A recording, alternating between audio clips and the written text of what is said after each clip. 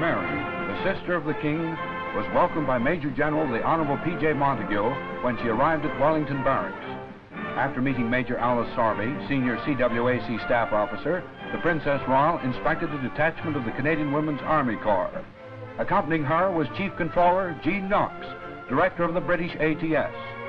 The occasion was a ceremonial parade to celebrate the second anniversary of the forming of the Canadian Women's Army Corps.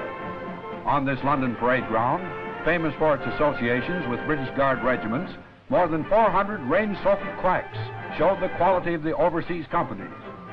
The girls marched past before a distinguished group which included the Right Honorable Vincent Massey, Major General G.S. Vanier, Lieutenant General E.W. Sansom, and Brigadiers N.E. Roger, J.H. McQueen, and E.G. Weeks.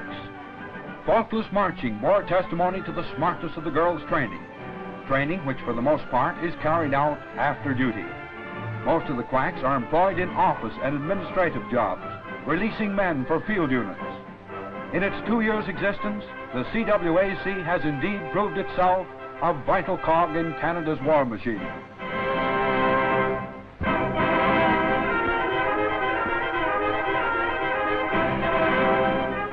Royalty came again to Canadians when the King and Queen, with the Princesses Elizabeth and Margaret Rose, paid a surprise visit to 2 units of an armored division.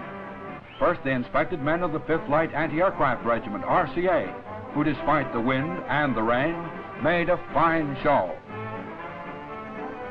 Then the royal party visited the Irish Regiment of Canada, one of the few Irish units to wear the kilt.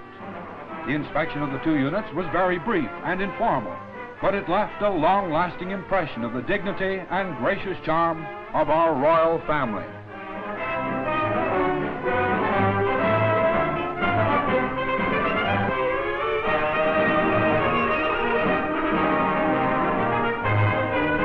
Artillerymen are traditionally smart on parade, and the gunners of the Canadian Artillery Reinforcement Units were no exception when they put on a demonstration of training for Major General Alexander, DSO, Inspector General, on a visit from Canada.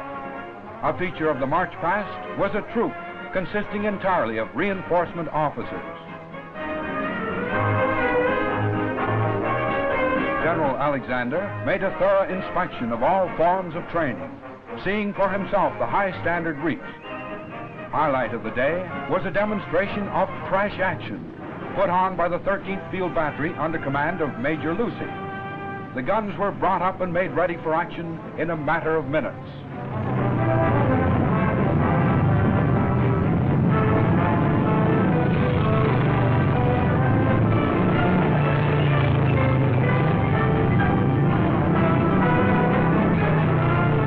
Just as quickly, the battery moved off again.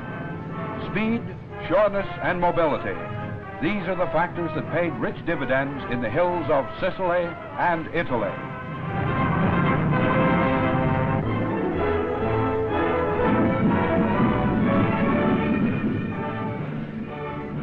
History was made in Sicily when 4 battalions of a famous regiment held a reunion. It was a get-together of the Seaforth Highlanders, 3 British battalions, and the Seaforths of Canada. The sports stadium in Catania echoed to the music of the massed pipe bands, a striking symbol of the capture of the toughest town on the island. It was a significant occasion. 4 battalions had fought side by side in the same battlefield, cherishing the same traditions and all adding their bit to a glorious regimental history. The mules, who played such a big part in the Sicily campaign, had their day at the races. Some of them didn't seem very interested in the proceedings, but at least the jockeys took their job seriously and managed to dress the part.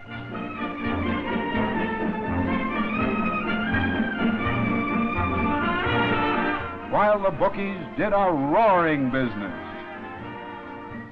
And so the great Donkey Derby got off to a flying start. Well, maybe not exactly flying.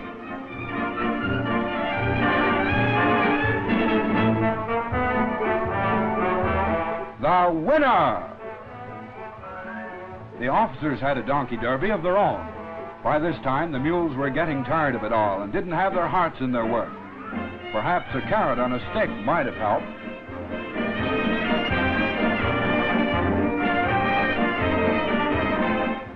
To finish the program, there was a real Wild West horse race. In fact, one of the horses was a little too wild. General Montgomery paid another visit to his Canadian troops during the lull between the Sicily cleanup and the invasion of Italy. He congratulated them on their fine performance in tough mountain country and warned them that plenty of hard fighting lay ahead, all of which made a lot of Canadians pretty happy. Another visitor to the 1st Division at this time was General McNaughton. He brought with him from England the congratulations and good wishes of the rest of the Canadian Army.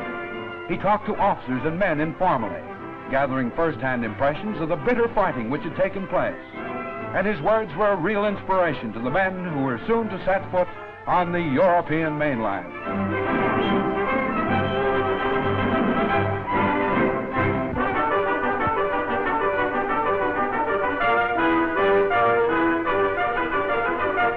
While units rested and reformed their ranks, commanders and staff officers were hard at work planning the next phase of the Mediterranean operation. Behind lay Sicily, a sweeping triumph. Ahead lay Italy and the unknown. A 3-mile stretch of water separated the invading army from the so-called Fortress of Europe, and the time had come for that fortress to be breached. The invaders got ready. Troops in their thousands moved up to embarkation points. The spot was set to the powder keg of Europe with a typical Montgomery night barrage. And in the misty dawn of September the 3rd, 1943, hundreds of landing craft crossed the narrow straits of Messina. Hitler's vaunted fortress was to be put to the test of battle. At Reggio de Calabria, Gallico Marina, San Giovanni, and Silla, British and Canadian troops of the 8th Army went ashore and headed inland.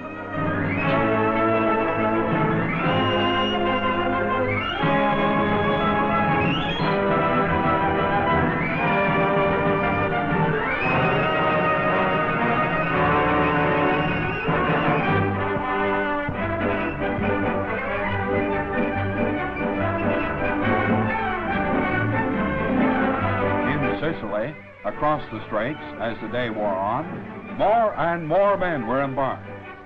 Vehicles, tanks, guns, carriers, and other heavy equipment were also loaded on the landing craft.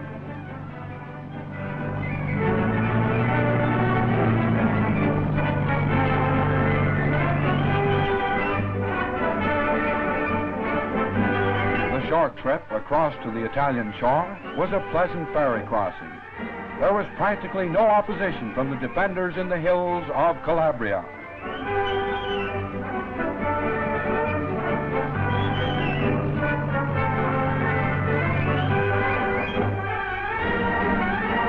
Among the early arrivals was General Montgomery, come to inspect for himself the various bridgeheads.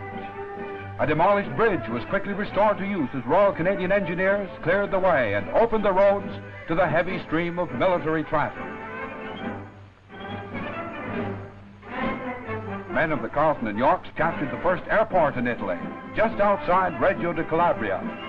1 week after the landings, the capitulation of Italy was announced. A British and American force landed farther north at Salerno and encountered stiff German resistance. The 8th pushed on to its relief. So the first part of the Italian campaign became a chase, a test of mobility. And the 8th came through nobly, leaving behind not a trail of destruction, but a spirit of fiesta.